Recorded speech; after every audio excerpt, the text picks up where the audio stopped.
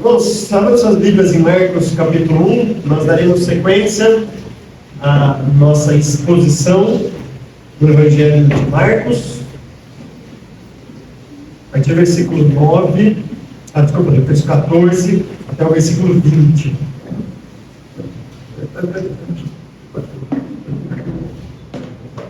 Do 14 até o versículo 20. Marcos capítulo 1, versículos 14 até o versículo 20. O texto diz assim: Depois que João foi preso, Jesus foi para a Galiléia proclamando as boas novas de Deus. O tempo é chegado, dizia ele. O reino de Deus está próximo. Arrependam-se e creiam nas boas novas. Andando à beira do mar da Galiléia, Jesus viu Simão e seu irmão André lançando redes ao mar, pois eram pescadores. E disse Jesus: Sigam-me, e eu os farei pescador de homens. No mesmo instante, eles deixaram as suas redes e o seguiram.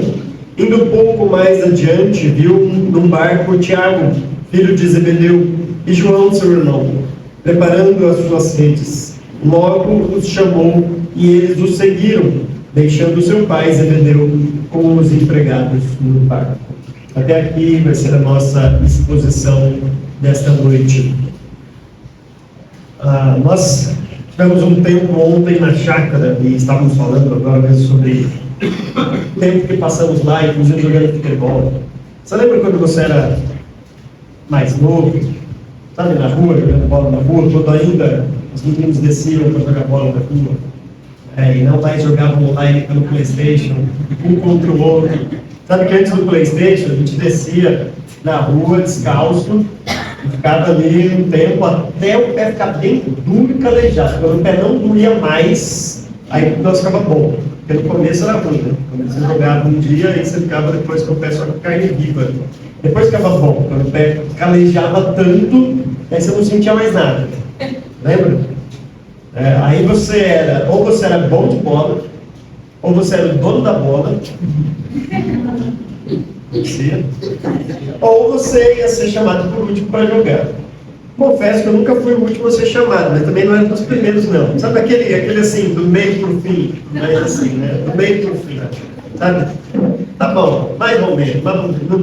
Não compromete o time, mas também não vai salvar o time, né? Não vai fazer diferença. Mas também vai comprometer o time.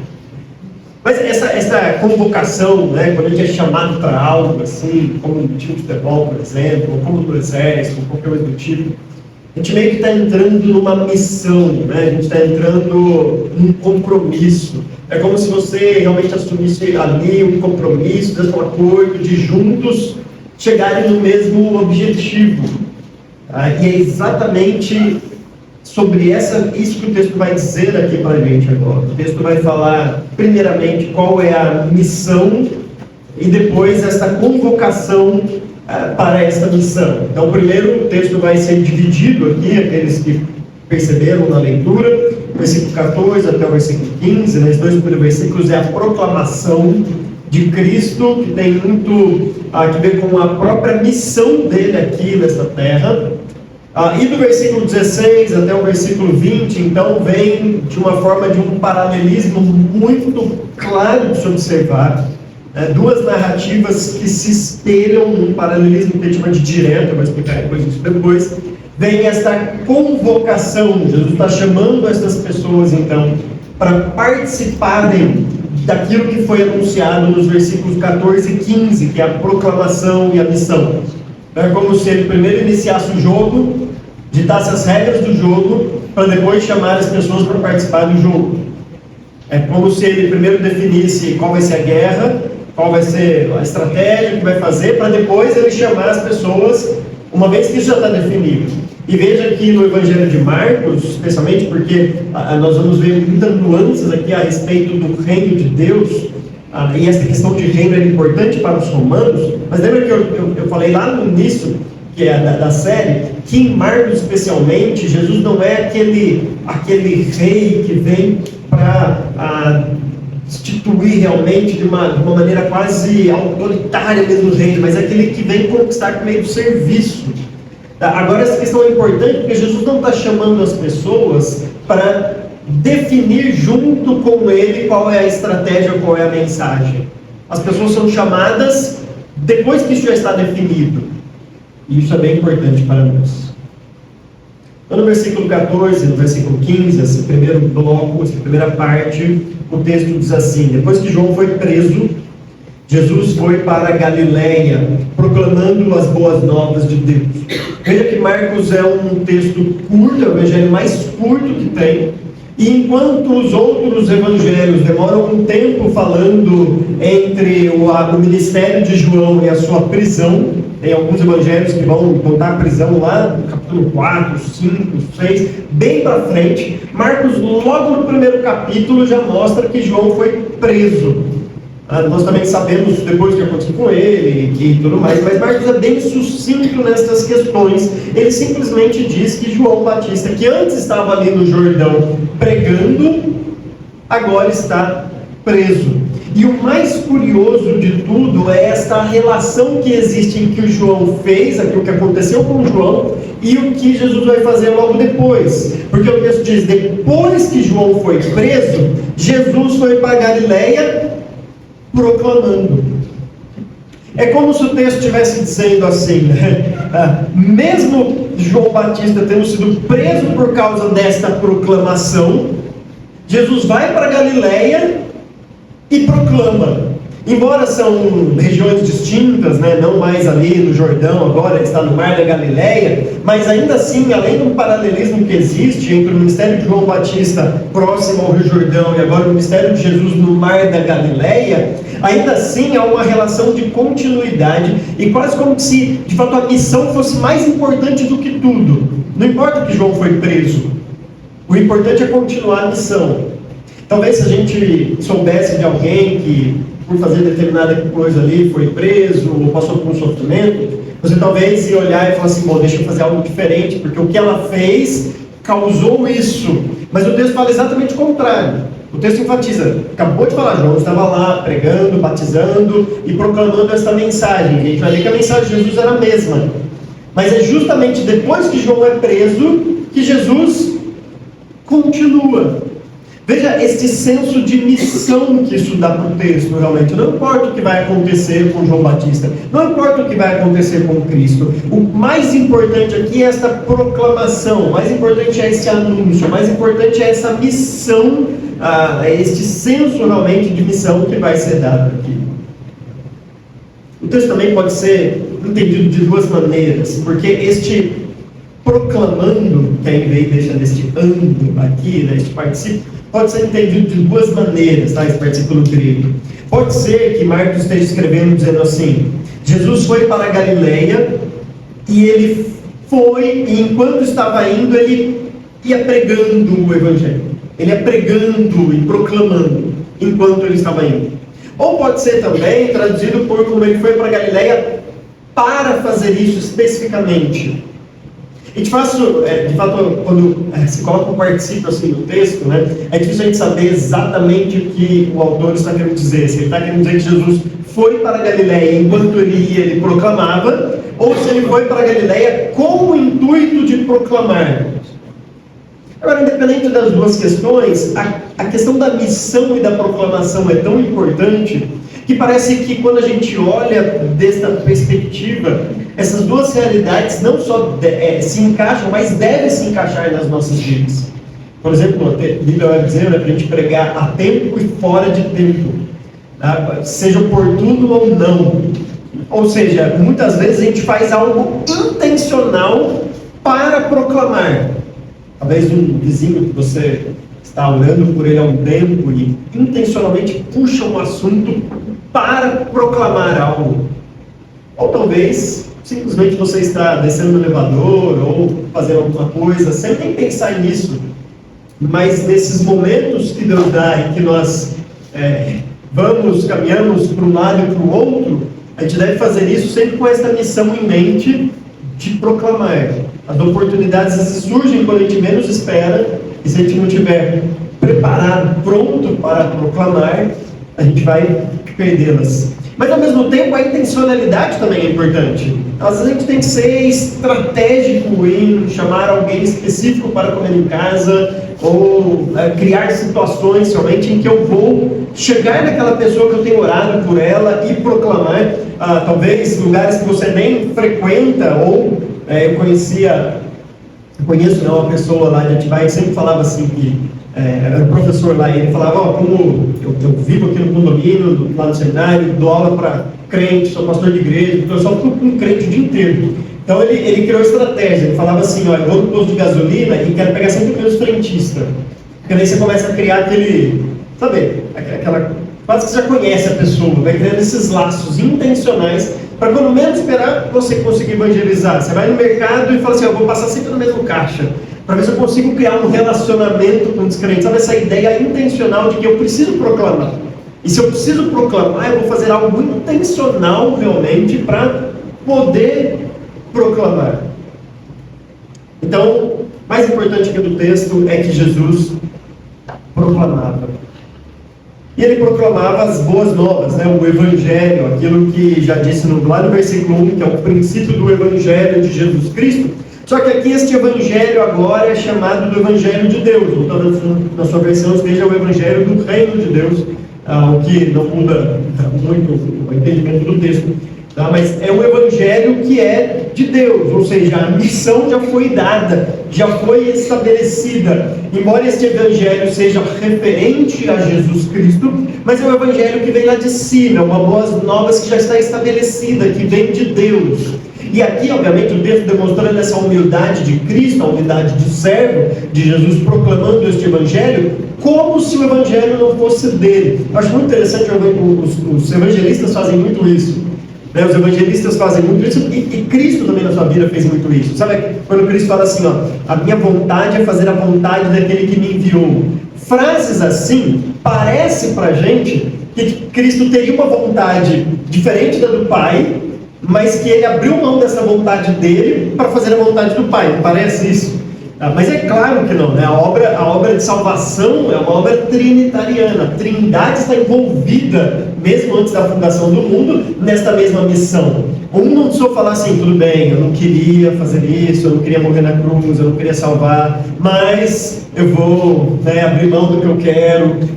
Não, é uma obra da Trindade, em que eles fizeram esse pacto, esse acordo, essa aliança realmente de fazer isso em prol de nós pecadores. Mas para enfatizar esta humildade, esta servidão de Cristo, então muitas vezes é dito, o Evangelho de Deus, ou algo tipo, a minha vontade é fazer a vontade do Pai, realmente realçando como Cristo foi aquele servo humilde, que até ele se coloca debaixo dessa grande missão que foi dada a ele. Então ele proclamava essas boas novas, o Evangelho de Deus. O versículo 15, então, mostra qual é a proclamação de Cristo. Basicamente, aqui, 3 expressões. A primeira delas, o tempo é chegado. Segunda, o reino de Deus está próximo. E o terceiro, arrependam-se e creiam nas boas novas. As duas primeiras expressões, Marcos vai usar aqui um tempo no grego que nós não temos no português, que é o tempo perfeito. A ideia do tempo perfeito é uma ação que tem início no passado, mas que agora as consequências, ou a durabilidade dela vai ter consequências até hoje. Então ela iniciou ali e ela continua. E ela dá uma certeza realmente de que não vai ter possibilidade disso não acontecer. Então quando Jesus diz aqui na mensagem dele, o tempo é chegado e o reino de Deus está próximo, ele está dizendo, algo começou que não tem mais retorno. Algo começou e isso que começou vai chegar até o final. E o que começou? É chegado o tempo. a ideia de uma completude, né? O tempo está completo, chegou a plenitude dos tempos que Paulo fala lá em Gálatas, a plenitude do tempo, Deus enviou Cristo. Então assim, o tempo se completou, é o momento realmente dessa nova virada, é o momento de Cristo vir, este rei vir e assumir o controle, claro, por meio do seu serviço, do meio do sacrifício, das profecias se cumprem, fala, esse tempo agora é chegado, e isso que começou, não volta mais. Isso que Cristo vai fazer é definitivo. E ao mesmo tempo ele diz, o reino de Deus está próximo. Do mesmo jeito, né? O reino de Deus está chegando e pronto, acabou, não tem volta. Tá? É um domínio muito grande de Cristo. Vocês vão perceber depois daqui, desta mensagem, o reino de Deus está próximo, algo vai acontecer no Evangelho de Marcos. A partir daqui, tirem as crianças da sala, porque vai aparecer demônio em tudo quanto é mensagem, em tudo quanto é texto. Na próxima pregação, já vai ter demônio. Na outra vai ter demônio. Você imagina só, você tem figura aqui, né, daquelas cidades fortificadas, daqueles reinos antigos. E aí tem um sentinela olhando ali, vigia, olhando, e ele olha lá de longe, e vem aquele rei, que é poderoso, que ele sabe que vai perder, vai tomar controle de tudo. A cidade começa a ficar desesperada. Sabe, o pessoal não sabe o que fazer, começa igual o formiguinho, tudo que a gente faz agora, a gente vai ser conquistado, a gente vai ser dominado. E assim, o reino de Deus está próximo, o exército está chegando, o domínio logo vem. E aí o império das trevas começa a ficar desesperado.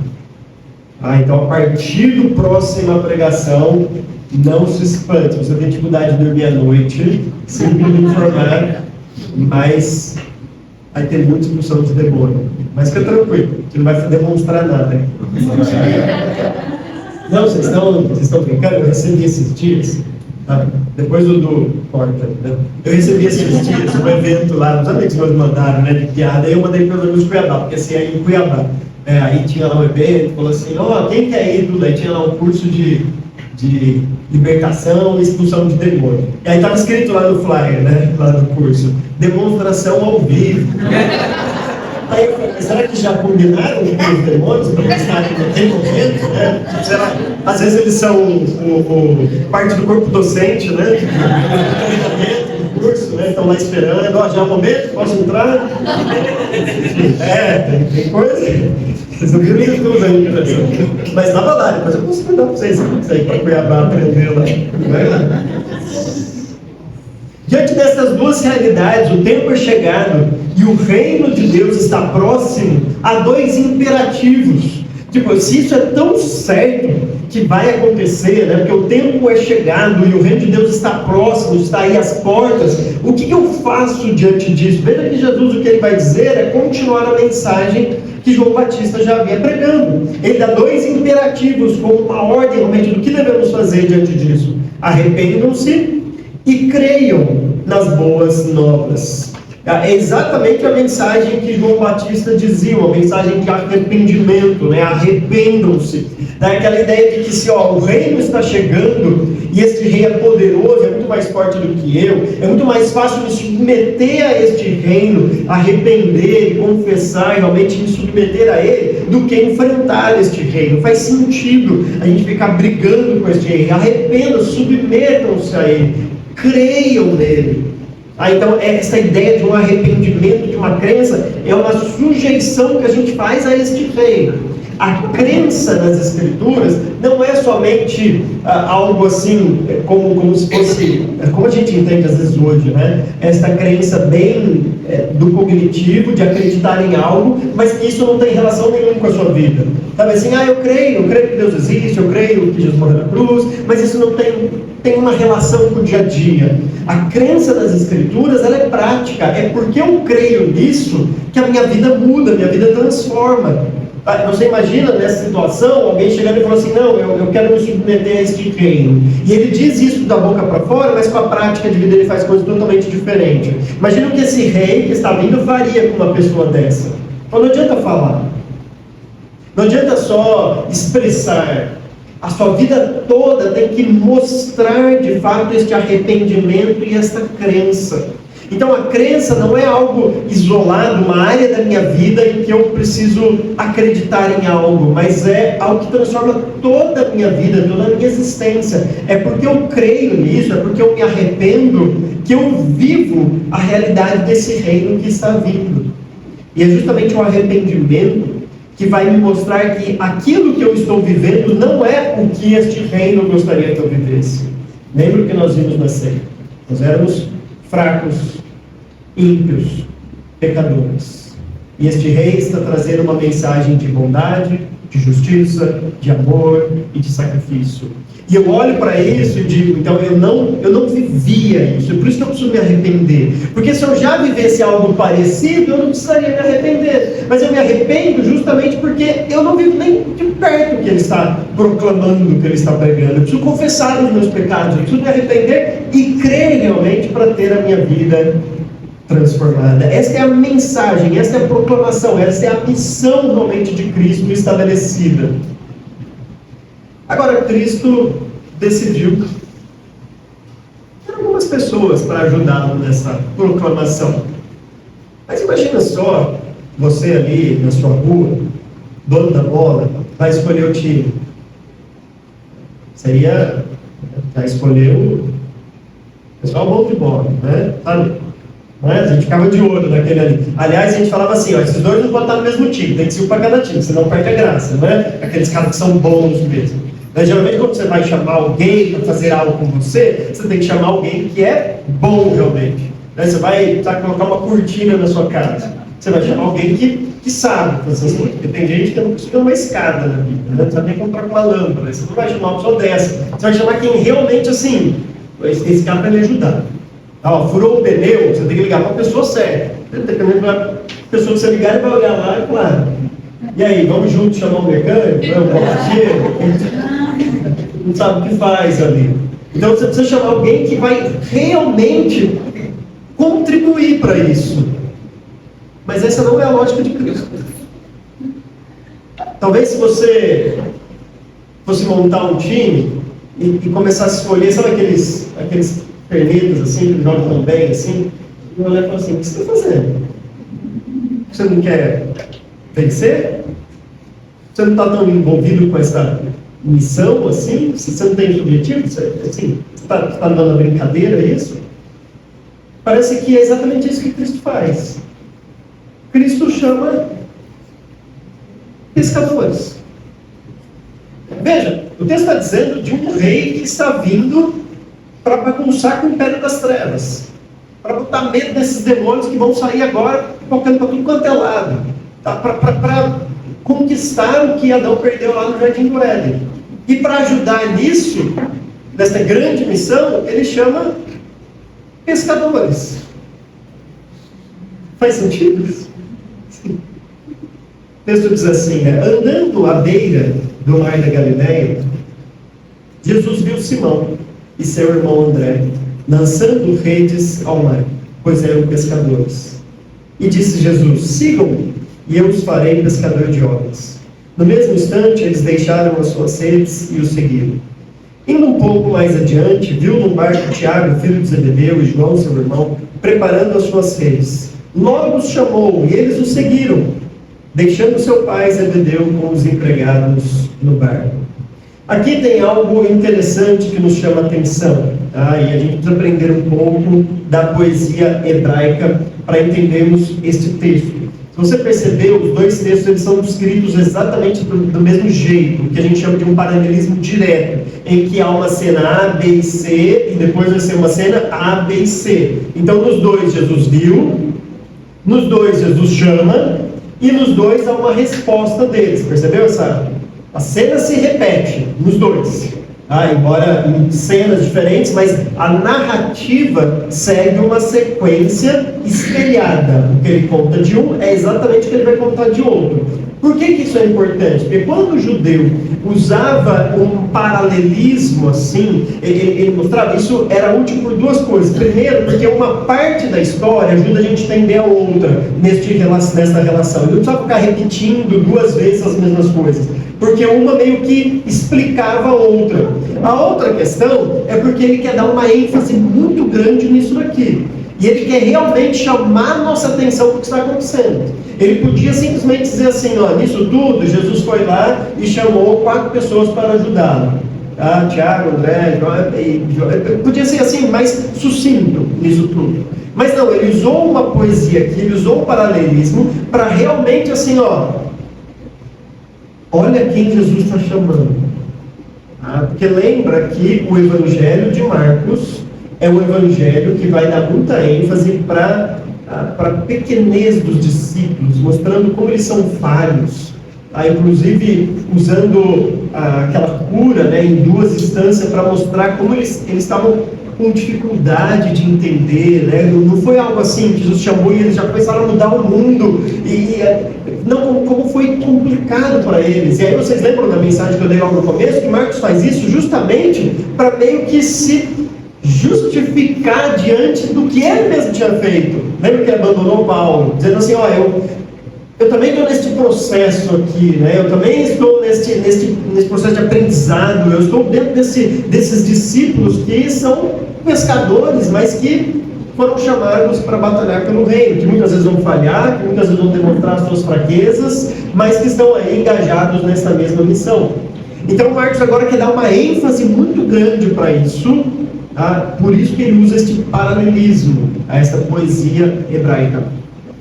Então, eu vou analisar os textos usando este paralelismo. Okay? Na primeira cena, Jesus está andando à beira do mar da Galileia. Na segunda, ele está indo um pouco mais adiante. Mas perceba que ele está ali no mesmo mar, no mesmo lugar ali.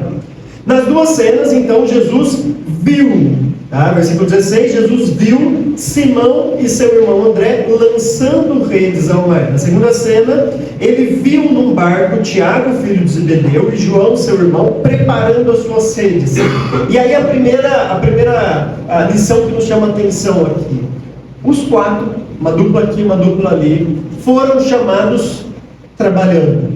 Enquanto 2 estavam pescando, 2 estavam arrumando ou consertando as redes, né? Depois de uma pesca, jogava-se a rede ali, acontecia muitos imprevistos, muitos incidentes, aquele pneu que você pega que você não queria pegar, isso acaba estragando um pouco a rede, e aí você tem que consertar, você tem que arrumar antes de lançar outra vez. Porque se você lançar do mesmo jeito, vai ter buracos ali, os peixes escapam daquilo ali. Então toda vez que tinha uma pesca, você tinha que ir lá e consertar a rede para depois poder lançar outra vez. Então, enquanto 2 estavam pescando, 2 estavam consertando a rede. Provavelmente havia esse trabalho em conjunto, né? Eles estavam da mesma empresa de pesca, e o pai de Tiago e João era o grande empresário ali, né? O Zebedeu era o empresário, né? E os 2 iam herdar essa empresa, e os 2 irmãos, Tiago e André, trabalhavam ali, Pedro e André, trabalhavam ali para ele. Mas os 4 estavam trabalhando, estavam fazendo algo. E nesta repetição de que eles estavam com a mão na massa ali trabalhando, pescando, consertando as redes, Marcos quer nos mostrar que Jesus chama, Jesus convoca aqueles que estão já aptos para fazer algo, mesmo que ainda não sabem o que tem que fazer. Aqueles dispostos a trabalhar, mesmo que ainda eles precisam ser direcionados naquilo que eles vão fazer. Veja, Jesus não passa assim e vê 4 trabalhando e mais uns 4 sentados ali e fala assim, coitados, esses aqui já estão trabalhando, ganhando a vida, eu vou chamar esses aqui sentados que não estão fazendo nada, porque eu vou dar uma ocupação para eles. Estão aí, né, descansando, vem fazer alguma coisa. Não, Jesus olha justamente para aqueles que estavam trabalhando. Você imagina a fé de Zebedeu, perdendo 4 funcionários num dia só? E dizendo, Deus proverá, né? Vamos continuar a empresa, né? 4 saíram, os 2 filhos e os outros 2 ali, no mesmo dia da empresa, né? Abandonaram tudo, deixaram seu pai ali no barco, tudo, e saíram. Mas é justamente quem está fazendo algo. mesmo que este algo vai precisar ser direcionado. Então, neste primeiro paralelo que nós temos nos textos, os dois são narrados trabalhando, os quatro, né? As duas duplas são narradas trabalhando, fazendo algo antes de serem chamados. A segunda questão, tá? Versículo 17: e disse Jesus: sigam-me, e eu os farei pescador de homens. No versículo 20, logo os chamou. Veja que pelo paralelismo, ele não precisava repetir a mesma frase que ele disse no começo, porque o paralelismo justamente nos ajuda nisso. Então, qual foi o chamado na segunda cena? Exatamente o chamado na primeira, né? Deixem tudo aí, sigam-me, que eu vos farei pescador de homens. Tá? Então, a ideia aqui do versículo 17, né, ele fala, sigam-me, literalmente venham atrás de mim. Tá? Ou seja, a missão já está dada, a proclamação já está estabelecida, vocês não precisam decidir nada, vocês não vão decidir o que vai ser pregado, o que vai ser falado, a maneira, já está tudo estabelecido. Por isso que ele fala, venham atrás de mim, tá? Sigam-me, né? A ideia é realmente, eu já estou estabelecendo as bases e agora eu estou chamando gente para ser engajado nesta missão. Vocês não vão aqui decidir o que vai fazer, o que vai ser proclamado ou nada. Vocês estão aqui para seguir aquilo que já foi estabelecido, que Marcos estabeleceu no versículo 14 e 15. Esta é a missão, esta é a proclamação. Então, convite com essa ordem, né? Sigam-me, venham atrás de mim. E essa ordem aqui é justamente um imperativo. Jesus não está fazendo um convite, do jeito que a gente faria, né? Se vocês, acaso, não estiverem ocupados e quiserem se envolver numa missão, eu tenho uma... Não, a ideia é quase que uma convocação, realmente. Né? É aquilo que... Você já fez exército? Quem fez exército? Eu fui logo no começo, assim, é muita gente que entra para pouca vaga ali, né? Então, logo nos primeiros ali, eu fui liberado. Mas você tem que fazer um juramento. É aquele juramento que depois que você começa a ouvir o que você mesmo está falando, você fala assim, opa, é isso mesmo, né? Prometo que quando precisar, eu tenho que fazer isso mesmo. E realmente, quando precisar, né? Se um dia precisar, você não tem opção. Se você fez o juramento, você tem que ir. Aquela convocação, realmente. Não é questão de, hoje eu não estou afim de jogar bola. Não, é aquela questão de, é uma convocação mesmo. Sigam-me, venham. É uma ordem de Jesus para eles. Veja que é até interessante, né? Uma pessoa passando e dando essa ordem, levanta aí e me segue.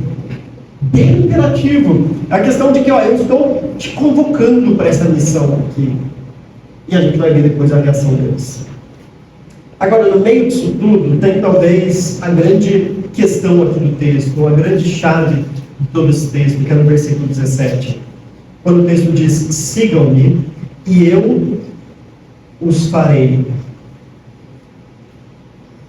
Veja, Jesus não está chamando aqueles bons de bola, aqueles craques, para o time dele, para garantir a vitória. Jesus está chamando pescadores, porque a grande questão aqui é o que Cristo pode fazer por alguém, e não o que esse alguém pode fazer pelo reino. Entendeu? Jesus não está chamando aqueles bons que vão garantir a vitória. Como assim, se eu chamar esses, a minha vitória está garantida. Não, a questão é, eu vou chamar quem não merece, porque eu posso fazer por eles algo que os capacita de alguma maneira me ajudar neste processo, estar juntos nessa missão. A questão não é o que a gente pode fazer por Cristo nisso tudo, a questão é o que Cristo pode fazer por nós em todo este processo e, de alguma maneira, de acordo com a graça e com a misericórdia dele, nos dá o privilégio de participarmos desta missão. Então, essa expressão que aparece no meio aqui do paralelismo é sigam-me e eu os farei, é a grande ideia aqui do texto. É justamente o que Cristo pode fazer por alguém.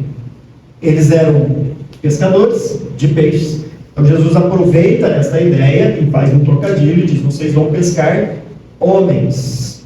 Agora, vocês vão estar envolvidos com algo mais sublime, mais importante. Muito mais do que trazer peixes nas redes de vocês.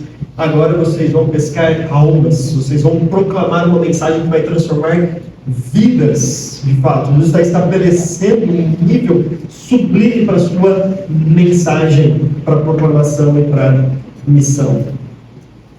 Versículo 18 diz: no mesmo instante, eles deixaram as suas redes e o seguiram.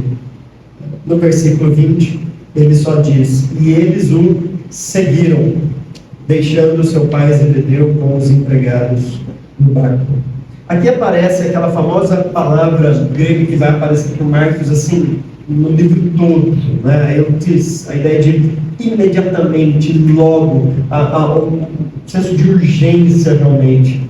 Eles não ouviram essa mensagem e disseram assim: a gente pode ponderar a situação, a gente pode ver o que é mais vantajoso para nós, se é continuar pegando peixes ou pescar homens. A gente pode conversar com o nosso pai para ver se tudo bem, se ele libera a gente hoje. A gente pode conversar com a família lá, a gente pode, pelo menos a última vez, assistir um seriado ali. A gente pode, sabe, aquele último, porque isso ia transformar a vida deles, o dia a dia deles. A gente pode, pelo menos, não, imediatamente, é assim, instantaneamente. É como se eles não pensaram em nada, como se aquilo fosse tão importante que qualquer sacrifício valeria a pena.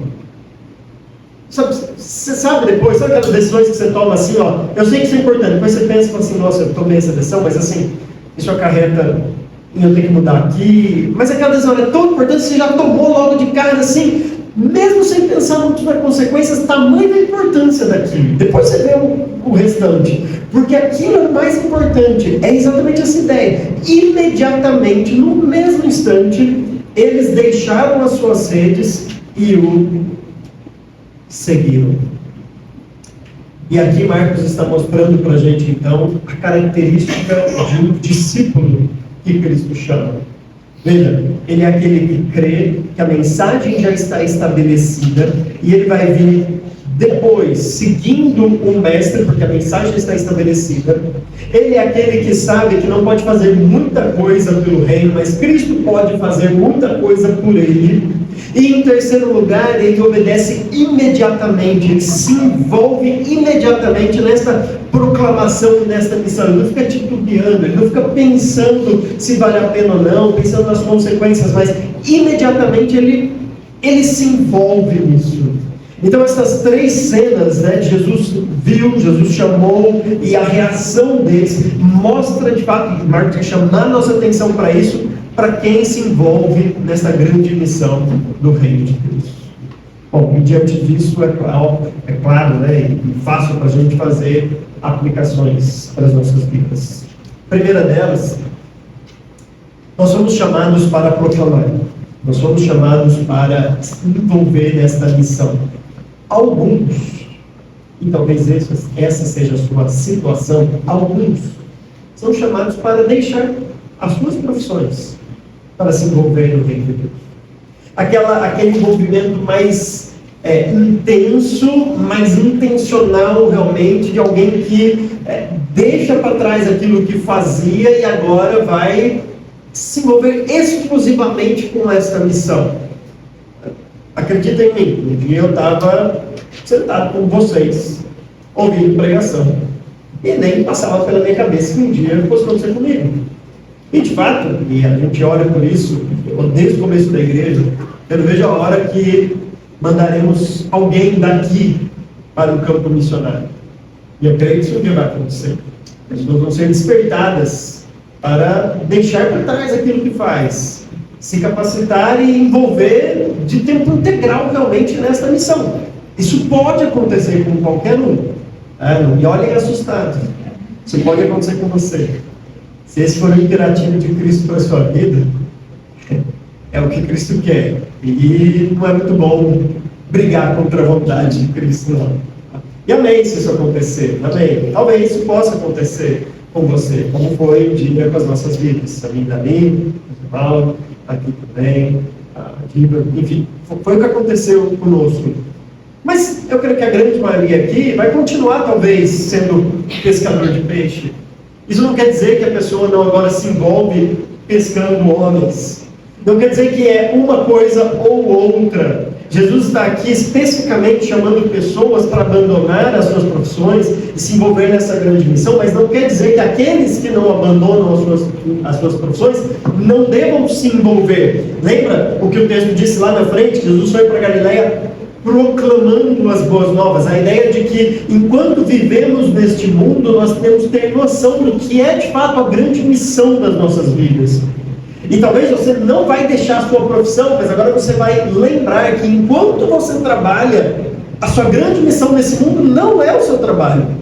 Há algo mais sublime, mais importante do que simplesmente ganhar dinheiro, colocar comida na mesa, ou ser um bom funcionário, ou gerir uma boa empresa. Enfim, há coisas muito mais importantes do que isso, que é pescar almas, ser pescadores de homens. Nós olhamos para as pessoas de maneira diferente.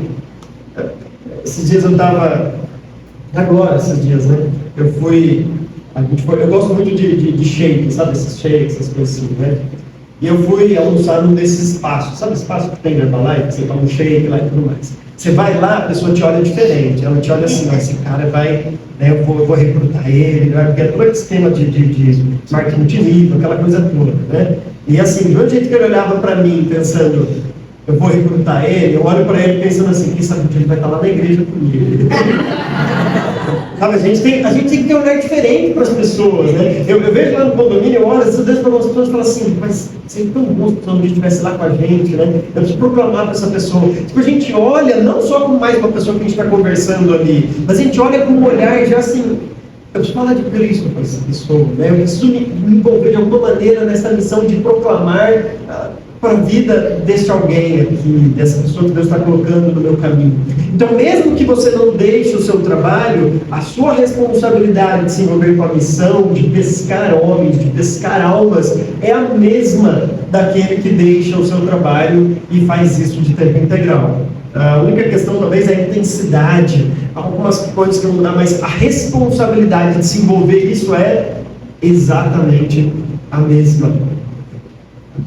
A segunda lição que nós vemos aqui é que talvez você olhe para esse texto e diga assim, bom, se escolher pescadores para se envolver nessa missão já era loucura, eu estou um pouco abaixo ainda desses pescadores. Eu nem pescador de peixe sou, nem isso eu sei fazer. Sabe aquela questão assim, ó, de que se eles eram incapazes, eu então, quanto mais ainda?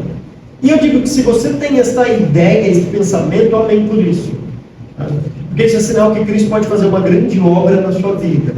É muito melhor alguém que entenda a sua pequenez e a sua incapacidade do que aquele que chega e fala assim, ó, chegou aqui a pessoa que vai mudar essa igreja. Chegou a pessoa que vai mudar o reino de Deus. Agora chegou alguém que entende das coisas mesmo. Essa pessoa não tem aquela humildade de deixar Cristo trabalhar na vida dela. É alguém que acha que já sabe, é alguém que acha que já conhece, é alguém que acha que tem a estratégia. Geralmente são aqueles que vão mudar a missão. Sabe aqueles que falam assim, ó, não, Cristo falou umas coisas, mas na verdade, ó, aí ele está querendo mudar aquilo que ele não foi chamado para mudar. É muito melhor alguém que realmente se coloca na sua pequenez e diz assim, eu não sei nem o que eu vou ser útil. Eu estou chegando, mas assim, eu não me vejo nem me envolvendo em alguma coisa. Amém por isso, né? É o que Deus pode fazer na sua vida. Porque a grande questão não é o que você pode fazer, lembra? A grande questão é, eu vos farei. Então tenha essa consciência, essa humildade de que você não está pronto e talvez nunca vai estar pronto realmente. Mas é justamente essa nossa situação de não estar prontos que faz com que Deus olhe para a gente e fale assim, agora eu vos farei. Mas diante disso, prepare-se. Prepare-se. Quando Deus transforma pessoas, a gente sabe o que aconteceu com esse pessoal aqui. Dá uma olhada no livro de Atos. Vê o que aconteceu com Pedro, que é esse Simão que é citado aqui. Simão Pedro. Quem imagina? Talvez Jesus caminhando aqui naquela praia e olhando para esse pescador e falando, vamos lá. Talvez alguns olhassem e falassem, você não está pensando em chamar a pessoa comigo? Não faz sentido. Quem imaginava uma mesma pessoa dessa, talvez, passando por Atos capítulo 2, parece que tem alguém pregando ali, você lembra? Você lembra dessa pessoa? Não é aquele que pescava aqui, que a gente via todo dia?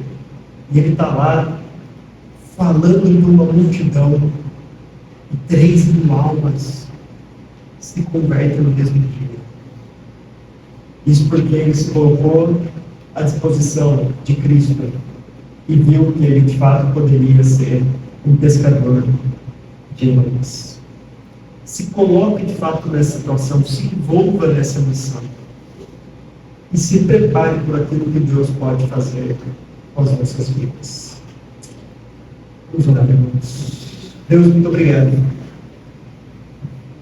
Obrigado porque somos indignos de participar de algo tão belo, tão sublime como esta missão de proclamar o avanço do reino, o avanço do Evangelho, de sequer anunciarmos a salvação.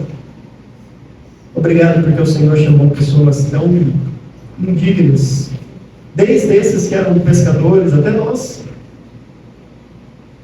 E obrigado porque o Senhor pode fazer uma grande obra nas nossas vidas. Começou com a salvação, Deus, mas o Senhor nos usa para proclamar, para levar pessoas ao conhecimento da Tua verdade. E que o Senhor dê este senso para a nossa igreja aqui, de que a maior missão neste mundo é de fato nos envolvermos com esta proclamação e anunciarmos que o reino está próximo e que as pessoas precisam se arrepender e crer em Cristo como Salvador da vida delas. Obrigado, Deus, porque o Senhor nos deu esse privilégio. Nós oramos e agradecemos a Ti e que a nossa resposta a isso possa ser tão imediata quanto foi a resposta desses discípulos. Essa é a minha oração, em nome de Jesus Cristo. Amém.